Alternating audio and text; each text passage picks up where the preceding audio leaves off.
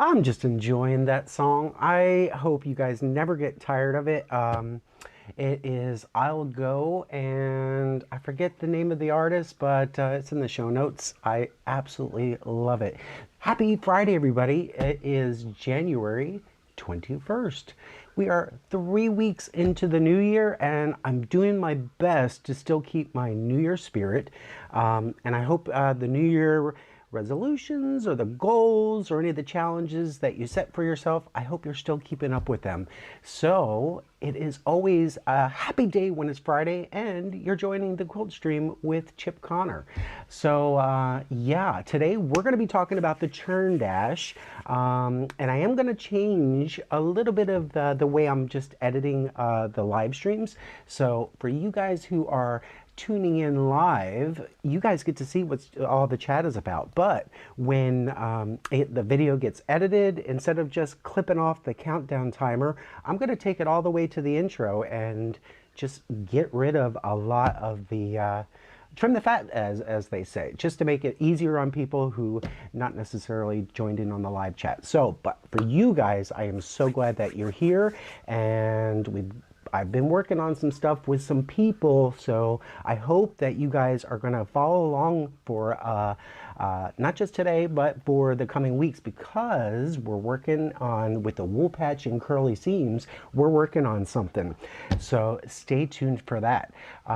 Let's go ahead and get right to Rob's roll call and welcome and see who's in the room. We've got Stuart, speak of the devil. We've got Rob, Mr. DeLine. He's over in Seattle and I still haven't met him.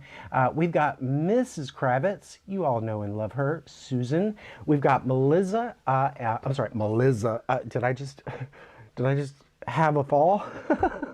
Melissa, hello. Good morning and happy weekend to you too. We've got Angel over on the East Coast, and Yoan. I was teasing, wake him up. He's just so quiet in the room, and it's early. So welcome, Yoan. And we've got Mr. McDonald, and it is afternoon for him. And did I get everybody? I think Fizz, Kathleen, and Janice. Welcome to everybody. And with that, we're going to get on with the show. Let's do it.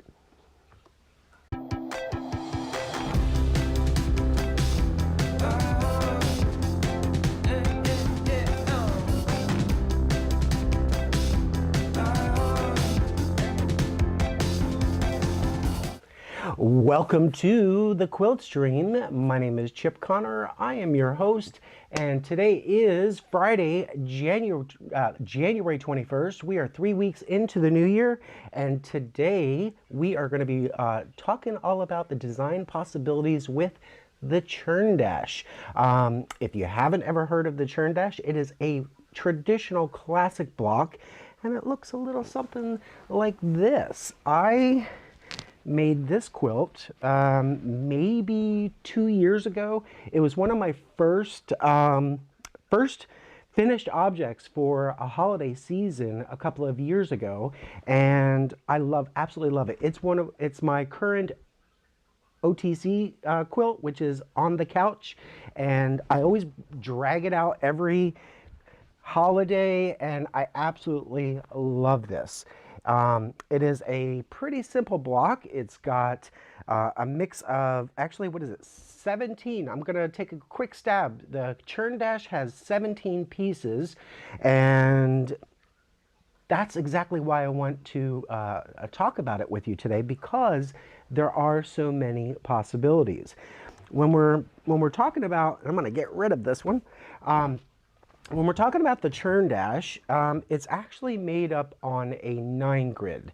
So when we're working with our design in whether it's on paper, whether it's in software, we have to decide what kind of block it's going to be on, or what kind of grid. And so this is a simple 3x3 grid that I'm going to use to illustrate.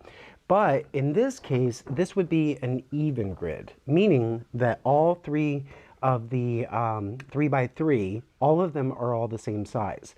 Now, you could go to a different 9 block or a 9 patch, and that maybe The outside are one side and, I'm sorry, one size, and the middle one may be a smaller or even larger. So for our experimentation today, we're going to work with just the 3x3 grid, the 9 patch, and all the sides are even in this grid. Then, how we break up each of the blocks within that grid is where the magic happens. So, it's funny that I printed this out. I actually found this sheet, and maybe I'll put the download link where I found this online, but it was actually for quilters, and I didn't even put the word quilt in. I just put 3x3 grid PDF into my internet search, and this is actually one of the first search results that I've happened to find, and pretty handy. So I'm going to take it to the down camera, and if I'm playing with my grid, whether it's going to be on a big one like this or it's going to be on regular grid paper, I'm really just imagining what it might be if I had a limited amount of shapes that I can use and how much I want to vary it. So when I'm talking about variation, there's a couple of different things. Shape. So for this, it includes a triangle, a rectangle, and a square. Those are the basic elements that we would be cutting out. And it's just a matter of how many that we would use per block to make our configuration into this churn dash. Now, the other thing that you can do besides shape, you can actually use color. So if you wanted to say, hey, I just wanted to have 2 and a background. So basically 3 different fabrics that I'm going to work with. This would be a great place to start. So this is really fun, and you could do this with the kids. But if I'm going to imagine a churn dash, what it really is, it comprises of, and we're going to use up the entire 9x9. Forgive me, these shapes don't actually fit to this grid, but you're going to understand what I'm saying. It's going to start out with a corner block, and actually we can even clean up my space first. Okay, so it's going to start out with a corner block, and let's say I'm going to have white as my background, and I'm going to have one piece there, one piece here, and actually I'm going to get rid of the grid now that you know what I'm thinking, just so that it's not white on white. So we can have one background, and then we're going to work on what these corners are. And let's say I'm gonna play with red. Valentine's Day is coming up next month. It'll be here before you know it. And now I've got a pattern starting to develop. So now I've got the outer, and now we want to go into the inner.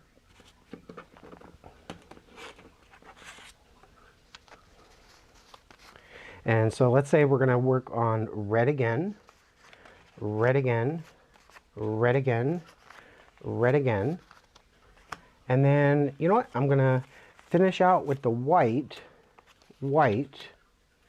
And this is going to be a 2-color patch, white. And then we're going to need a center. There we go. And that is your churn dash.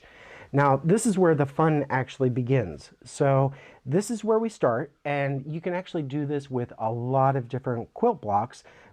Maybe you do this when you're pressing your pieces and you start playing with them, but you could. What if you inverted the corners?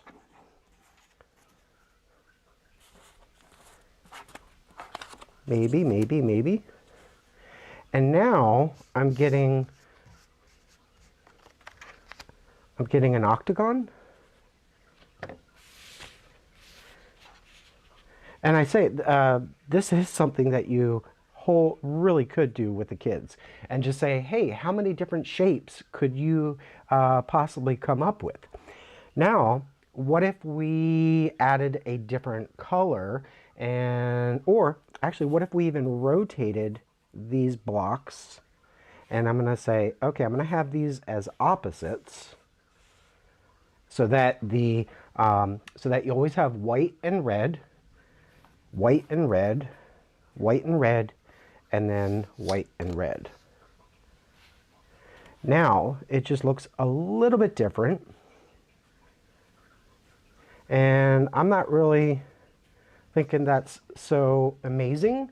It kind of looks chunky to me, but that's the nice thing, is that I'm just playing with paper, and you can come up with all kinds of design possibilities just by playing around with the block. And really, you've heard me say it before, there's probably not a quilt block out there that has not been invented. Which brings me to my background, which is, hey, Star Wars. Star Wars is probably the best inspiration out there for storytelling that is telling the same old story that we've heard so many times over and over and over again. But when it first came out, they presented it in a new and interesting, fresh way. And that's all we're really doing when we're working with quilt blocks, is that there are these traditional blocks, but how can we tell them and tell that story in a new, fresh way? So if I'm looking at these helmets, like you can see it's basically the same shape over 4 times, but you've got your red one, and it's got the trim up at the top, which is striped, and there's a lot of striping around the neck area. And then you've got the blue. You have that what is that, a half diamond that we're looking at? And then with the green, I thought the green was interesting because it's just a little bit of that color, whereas like the red and the blue, there's a lot of that red punch in there.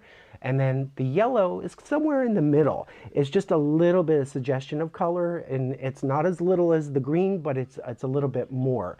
And just telling that same helmet story over and over and over, but just telling it in a different way creates this different character. So we know that the red is going to have responsibilities. Their job role is one thing. The blue, these, what is their, I don't even know what the colors stand for, but in the Star Wars universe, I'm sure they have a purpose, and you can tell what they do just by the color.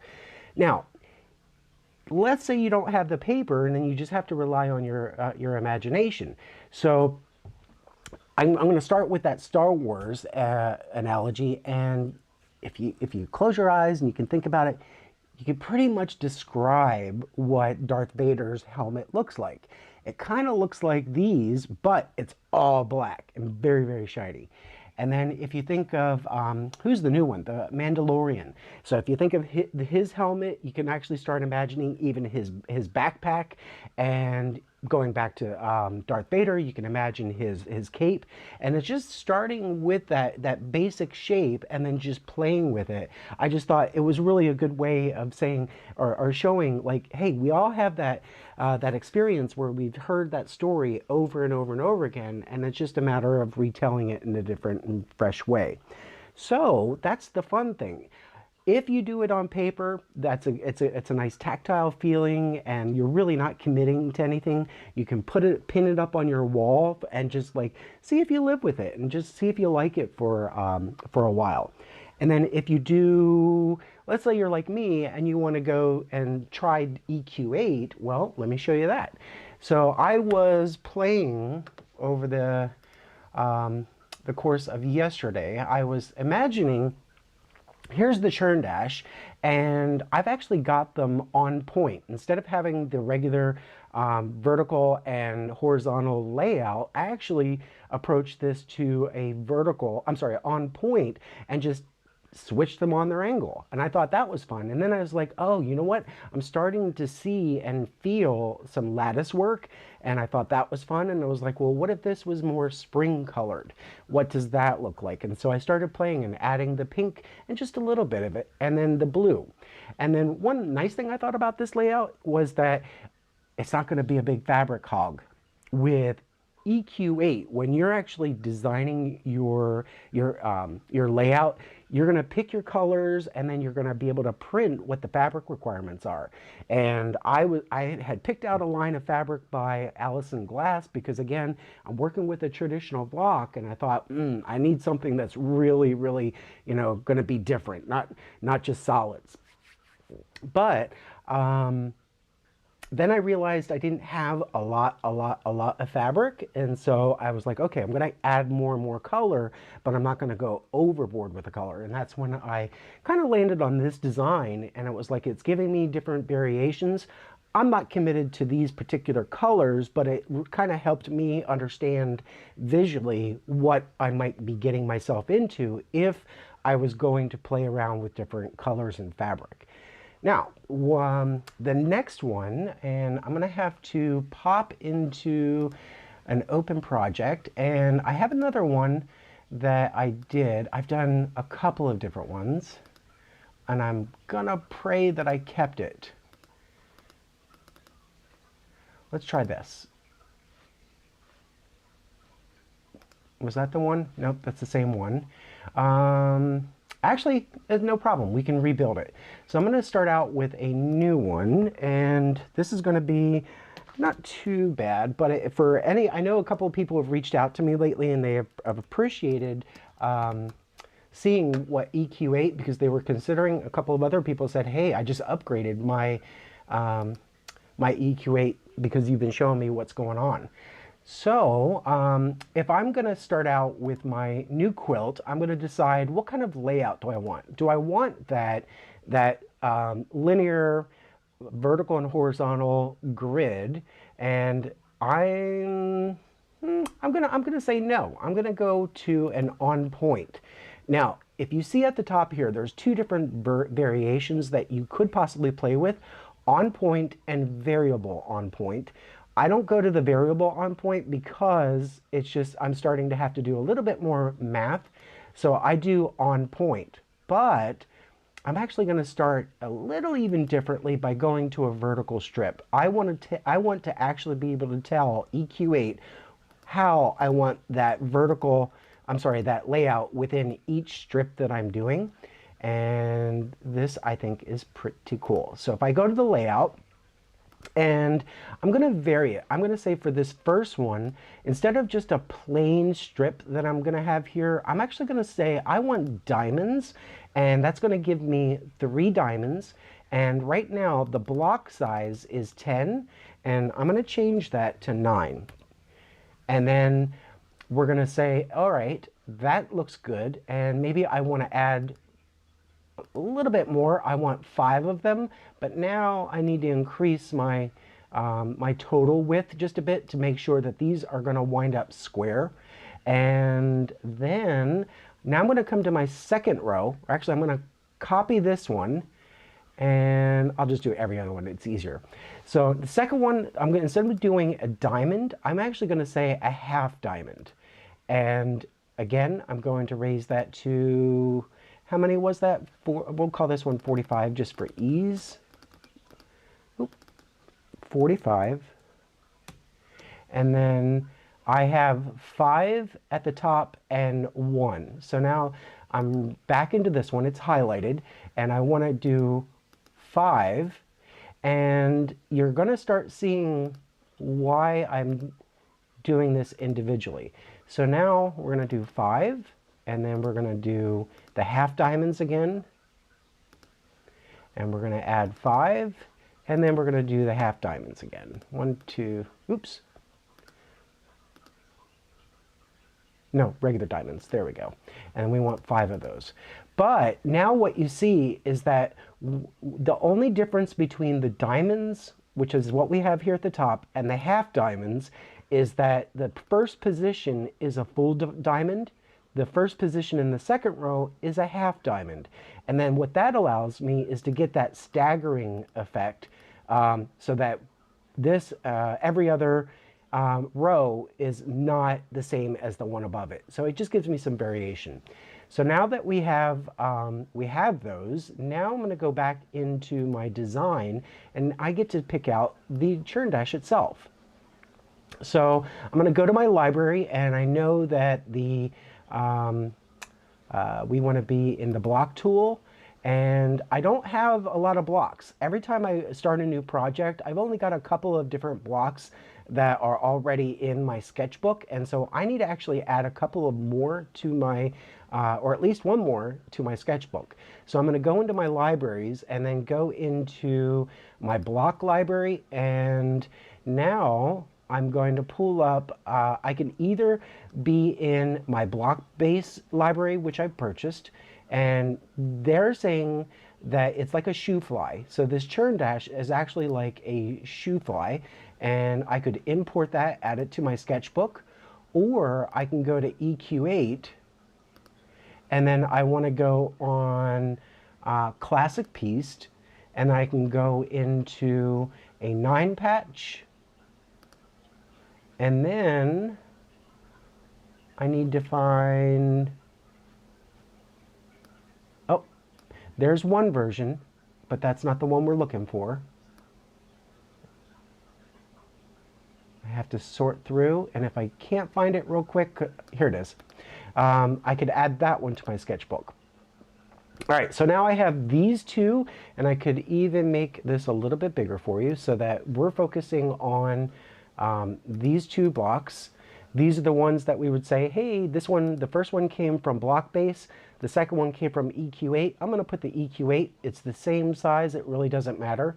Now I can say command and, oops, whew, that gave me overload. There we go. And then I'm going to say, not that. We want this, this, this, and this. And you can see how it's now starting. I've got this, it's going to look like sashing here, but that zigzag is already starting to break up that space, and I have a little bit more white space to play with. Then I can go to my fabric tools, and again, placement is everything. When we're talking about the churn dash or designing and reimagining any block, that's when we want to go and just start playing with our different colors, and it becomes a different animal. So actually, I'm going to undo what I'm doing, and so I'm going to say, I'm going to choose black, and for this first row, I'm going to make kind of like, what do you call that? It is just diamond shapes, and we need this one colored and that one colored. Now I'm going to come in and say I want a nice muted, or actually I'm going to use red. I'm going to use a red to kind of suggest a little bit different. There we go. And now it's starting to look kind of cool. And I'm going to make everything else in this block. Oops, did I take too much? No, I did it right. All right, so we need a little bit more red. And now, all of a sudden, I'm starting to get an argyle. And what happens if I make all the background? So now I'm going to say all the background, I want this gray, because I know that the overall look is going to be pretty neutral, and I want my colors to pop. So of this entire thing, I might just want to have one block that really looks like a churn dash, and I'm going to keep that as my center block, or my center strip. For the other ones, now I'm going to say, well, you know what? I loved that black, and what happens if I do the same thing, but this time I'm going to make my 4 corners all black. There's no rhyme or reason to my madness. This is just designing on the fly. And now I'm going to create a little, it actually looks like a Band-Aid. And that's okay with me. Yeah, I actually like that. So let's do all of these, and oops, I went a little too far with my paintbrush. So we have that. And now that's looking cool, but you know what? We need a little bit more gray. It missed a couple of spots. Yeah, that one's looking pretty cool, but now we need more black to finish those corners. And now you can just see we've got 3 different patterns. And then I'm going to do another one in, we'll say pink. It's going to be the most hideous thing but we're gonna do it. Now I'm gonna do a strip of pink, and then maybe just the corners like that. And really we're getting kind of like a key effect. And I'm gonna go a little bit here. And I think that actually kind of looks cool. So you can see I missed a little there, but again, it's just a couple of clicks. But now you can start seeing there's so many different possibilities where just playing and just having fun with the layout itself, and then with the fabrics that you choose. And I tell you, I could do this all day. And the best thing that I've learned is that as you're going through with each of your, let's say you come upon a design that you think, hey, I really think I like this one, save it and start a new copy. You can actually copy the project that you're in, and then you can start working on another and just have different iterations. And these, what's really nice is that you can save them or export them as an image, throw them up on Instagram and say, hey, you know, what do you guys think about this? And then just get that feedback, and it really is helpful and a lot of fun. So I'm gonna touch base with the room and see what I have been missing. And Fizz, love it, Fizz says, the force is with Chip today. I need the force. All right, and then Melissa said she sees a zigzag as a secondary pattern using the staggered diamonds. And Yoan, you are absolutely right. I am drunk with design power. It's true. I mean, you guys, it's when you start and even people like Yoan, you know, Yoan, if you actually tell him to zig, he's going to zag. And he doesn't like to create anything that has already been done before. It's very rare that he'll buy a pattern and say, I'm going to make this exactly like that. No. And again, would you pay for a movie ticket to go see Star Wars if every movie has already been Star Wars? I mean, we're always looking for their reimagination, and it just keeps us fresh and young and vibrant. So yeah. All right, Susan, no laughing in the room. All right, so I would love, if you're interested, and you better be, I hope you are, I'm gonna quickly work on a churn dash. And again, the one that I made a couple of years ago, it was like one of my first holiday quilts, and I absolutely loved making it. It's so straightforward. You're going to use a block on board. So with my Accuquilt cutter, I'm going to have 3-inch per each. It's a 3x3, so it's a 9 patch, and each patch is 3 inches finished. So you've got 2 rectangles, 2 triangles, and you've got a square. And then it's just going back to your design and saying, all right, how many pieces do I need? In EQ8, it's actually going to tell you exactly how many pieces that you're going to need. Now, Tracy, she is going to love this. I was immediately thinking of her this morning when I was pulling fabric for my block that I was going to make. And she is, you remember when you go to school and you always have that teacher that you always remember that this is who taught me this lesson, and it still sticks with you as an adult. Tracy taught me value. I had heard about it. I knew about it, but really, she made me like own it. And so for this block, I'm going to give it some dimension, and I haven't fully committed to. I have 2 different options that I might work with. So I can do the black and then a medium and a light. So we have 3 different values, color values. And when we're talking about giving your quilt block some dimension, this is where that's going to come from. Or I could go trade out one of these pieces, and I could just do these three and just give a little bit more attention to the what do they call it? The feature fabric, the fashion fabric.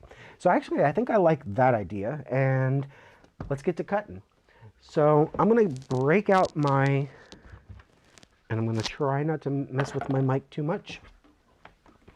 I've got my Accuquilt Go. And the nice thing is it's really, because these are 3-inch blocks, I mean, you could really bust out some stash working with small pieces. And for this project, I think I'm going to go with what do I want? I want a black, I'm going to go with a feature fabric. Yes, I'm going to go with feature fabric on the outside. So I'm going to need 1, 2, 3, 4, 5, 6, 7, 8, 9, 10, 11, 12 of these pieces. And that's 2, 4, 6, 8. That's going to give me 8. So I'm going to have to mix it up a little bit. All right, so I'm going to put my fabric down, and then I need my mat. Here we go. And get to cutting. Oop.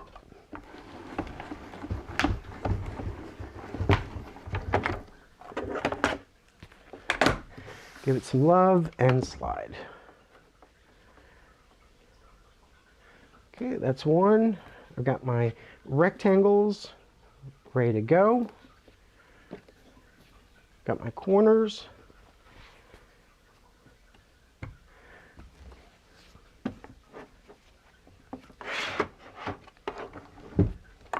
And what's nice, if you just wanted to lay your fabric down and really just kind of allow the arrangement to be kind of sporadic, then you may not have a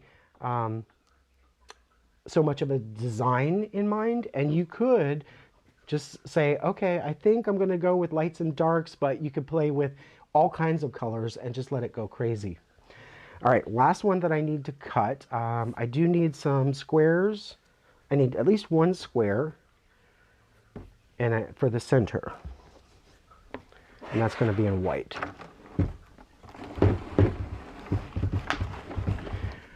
Alexa, turn on my B780.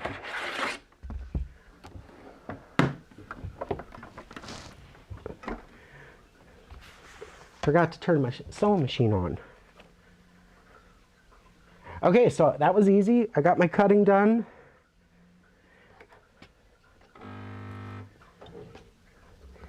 And now we're just going to assemble. So before I do that, I'm going to go back to the design a little bit and just see what we've got and see what might look cool.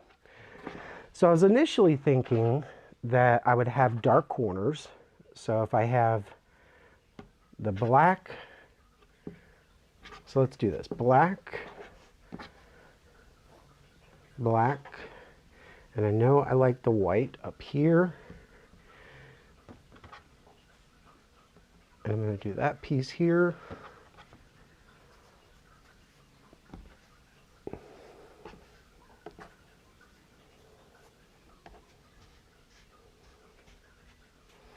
And I'm going to have white on the corners.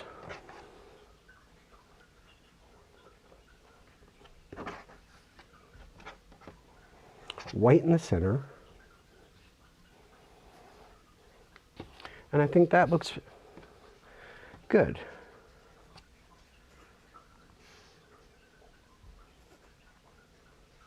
I think this is a little more serious of a quilt block just by the color choices, but I'm good with that. And we need one more of this. I got 2 here. So that's what I was kind of imagining that we're going to play with. So I don't need these extra pieces. We can save them for the next block.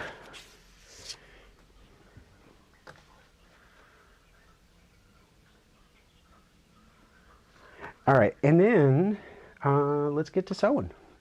So when I'm working on these, I'm actually really loving the fact that I'm choosing to start off with. I'm doing with solids, so I don't have to worry about a right side up. And then on my pieces, when I've cut them out, you'll see that there's little notches at the end, and all I have to do is make sure that those are meeting up, and then it makes everything so much more simple.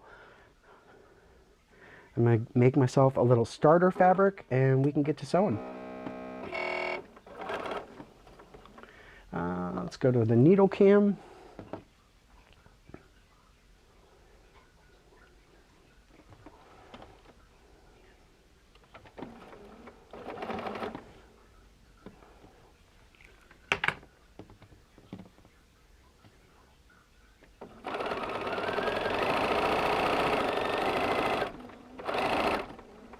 Okay, that's one.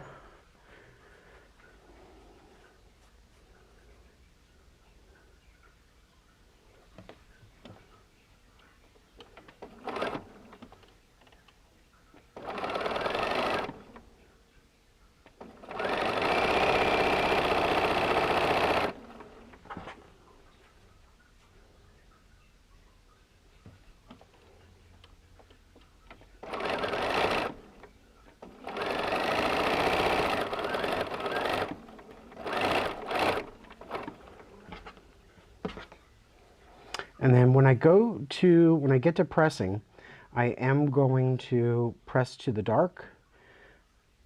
Yes, that's a Star Wars reference that actually works. To the dark side. All right, and then next up, we're going to work with the rectangles. So I'm just lining those up, and then those are pretty easy.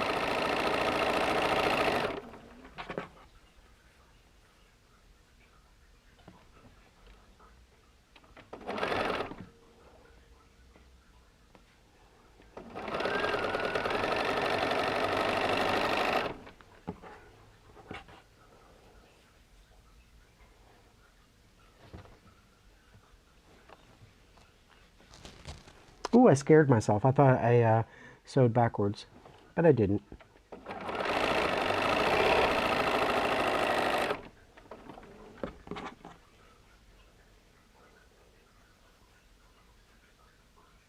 This really is a nice block to work on. So if you're a beginner, I would suggest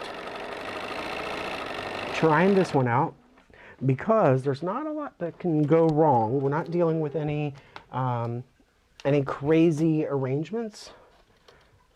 And then I need my guillotine. If you guys don't have a guillotine and you do a lot of piecing, how do you do your cutting?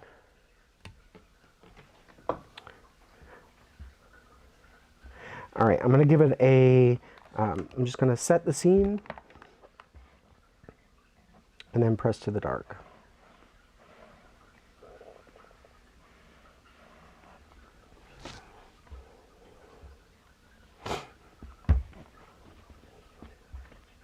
I don't know about you guys, but it's always relaxing when I'm watching other people sew. It's nice seeing other people doing all the work, and I'm actually, in my mind, sewing vicariously through others.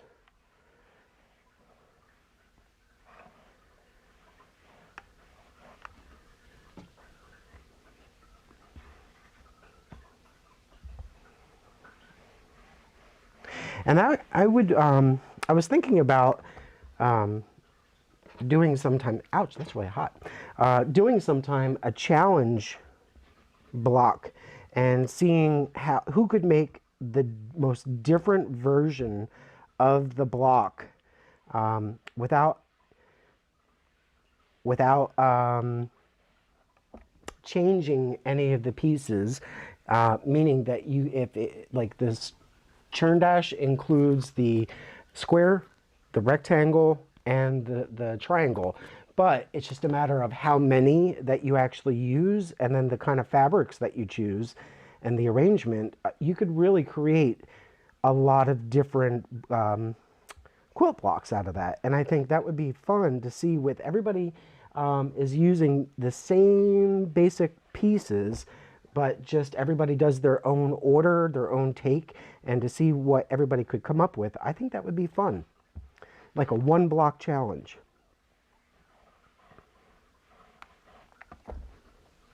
Okay, we're almost there.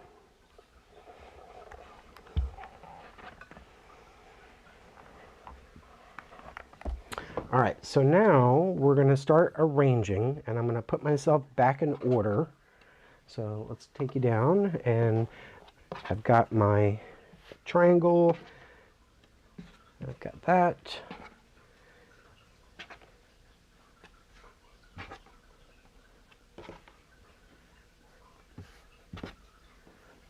Come on. All right, so the way I'm going to attack this is just going row by row, and I'm going to go 1, 2, and 2 to 3, and then just do that all the way down.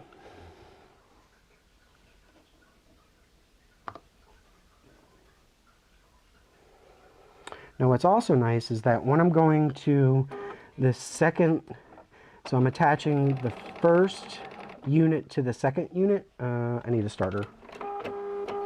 When I'm attaching the first unit to the second unit, I don't have to worry about any nesting of seams. I just have to make sure that my ends are meeting.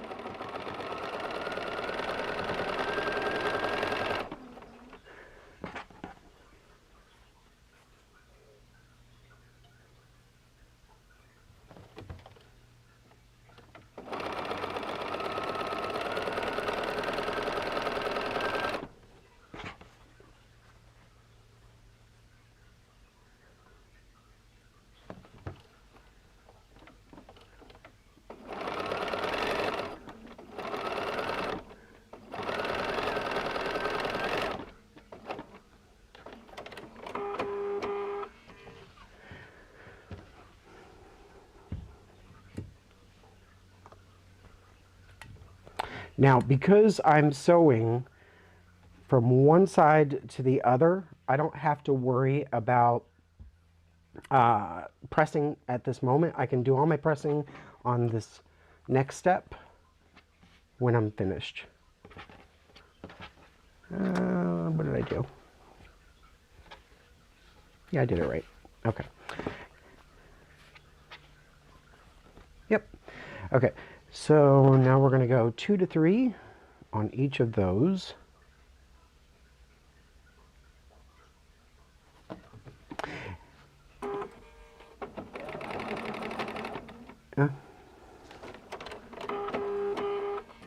It always helps when I use my starter.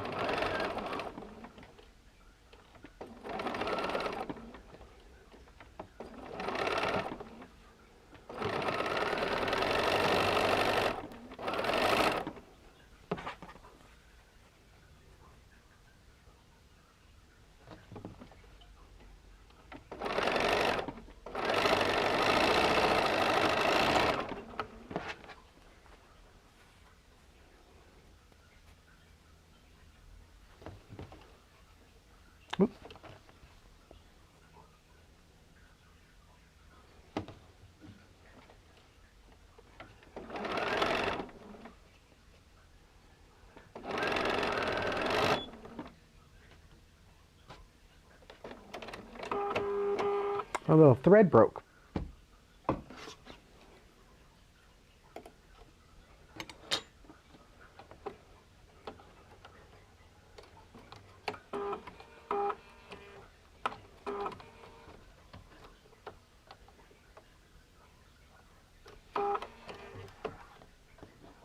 Come on, you big jerk.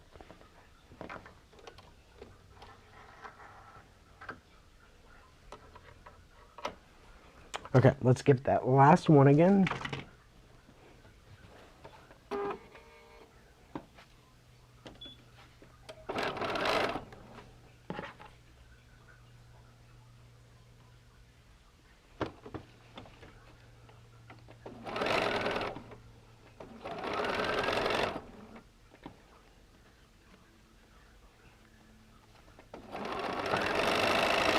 I did kind of a sloppy job on that one. It'll be okay. All right, so now I am going to do a press, and then we just have 2 more seams to do, and then we've got a finished quilt block.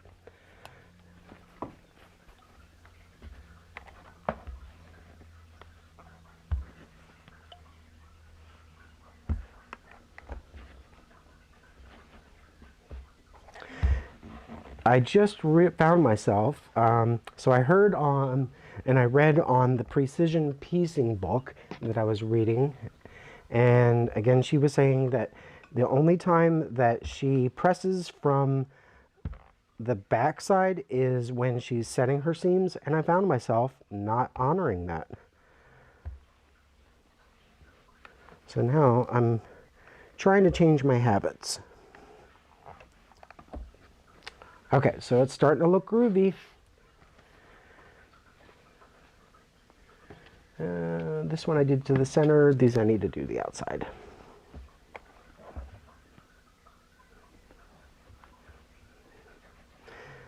The last one that you're going to do, the rows 1 to 2 and then 2 to 3, we are going to want to nest those seams.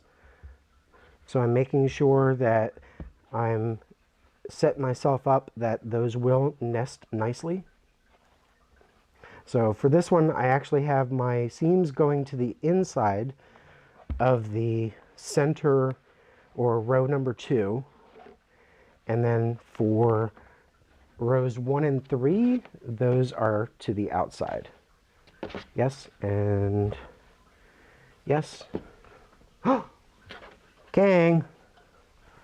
Of course, I messed up. And you know me, I'm going to do boo-boos and all. That's not right. So which one is that supposed to be? That's supposed to be this. So it was this guy that I messed up.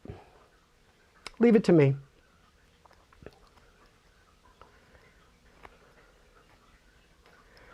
How did I do that?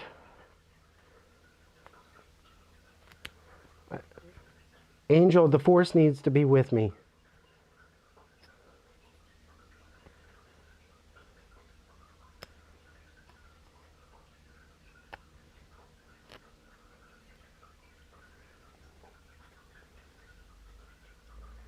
Come on.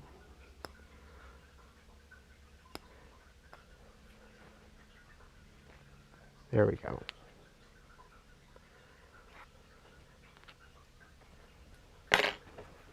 I lied.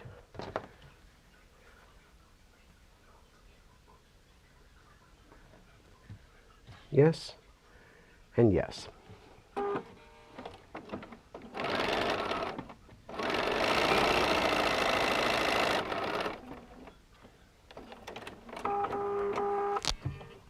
There we go. Now it looks right.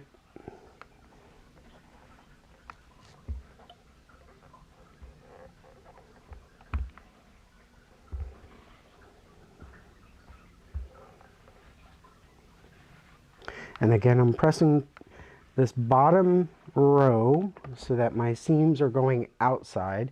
So that way I can ensure that they're going to nest. Cool. Now we're going to just finish this last seam, and they will nest. They'll nest nicely. I need my little starter.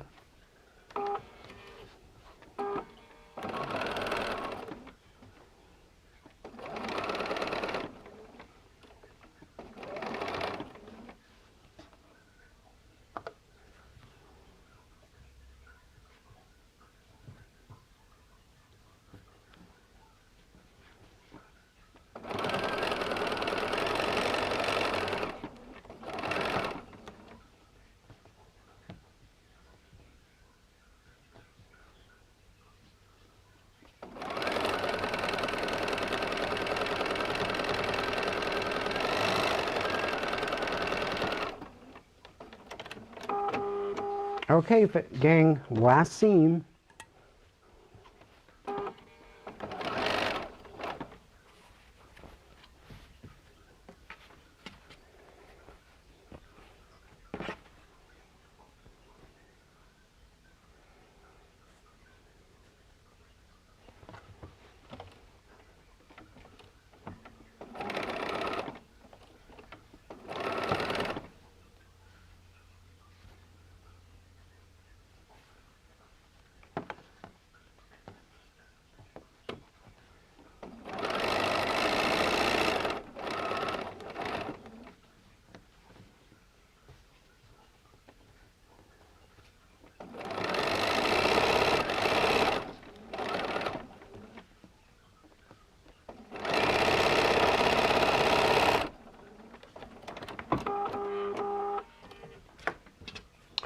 voila, I think live didn't do so bad. I had a little misstep, but that's par for the course.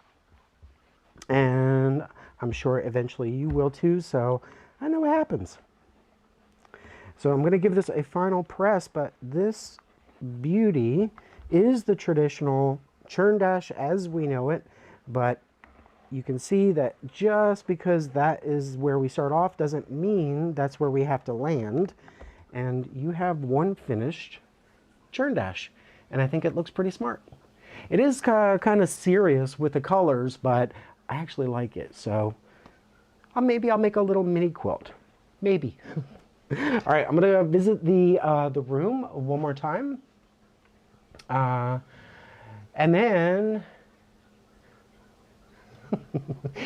Yes, Accuquilt says, love how fast this block can come together using the Go dies. Hello. And then, let's see. Oh, and then Kathleen was saying that never the guillotine was a thing except for chopping off people's heads.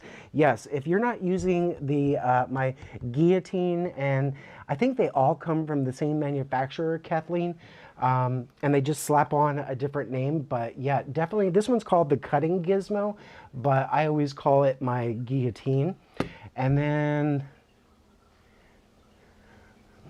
yeah, and so Melissa, she actually uses her snips when cutting piecing, but the guillotine looks handy. And then the wool patch, Stuart is saying, I got a Clover catalog today, and I saw that they do their own guillotine now, and I instantly thought of you. Thank you, Stuart. So I'm going to get a couple for the shop and one for me. 2 for me, 1 for you. And then... all right, Fizz... yes, we need the Fizz. You need to send me the force when I sometimes sew things backwards. And then Fizz was also saying 1 churn dash die. The 9-inch die is acquired. Oh, good. She's going to purchase it. And then I'm ready for your challenge. Thank you for the 44% off with the Friday code. That's awesome. All right. And then... yeah, Kathleen thought the colors were working pretty good too. So I'm hoping that the force is going to be with you guys, and maybe we should do a churn dash challenge and to see how many different, or it's just one block. So everybody has to come up with a unique way of doing the churn dash, and whether it's using maybe the triangles, rearranging the order, trying different fabric choices. But yeah, go get yourself the 9-inch Accuquilt block, or you can do it by hand, whatever suits you best. But show us, and then you could put your finished block over in the Quilt Stream community over on Facebook. But that's all I've got for today, gang. So lovely to have you. It is Friday. Have a wonderful weekend, and I'll see you on Monday. Bye for now.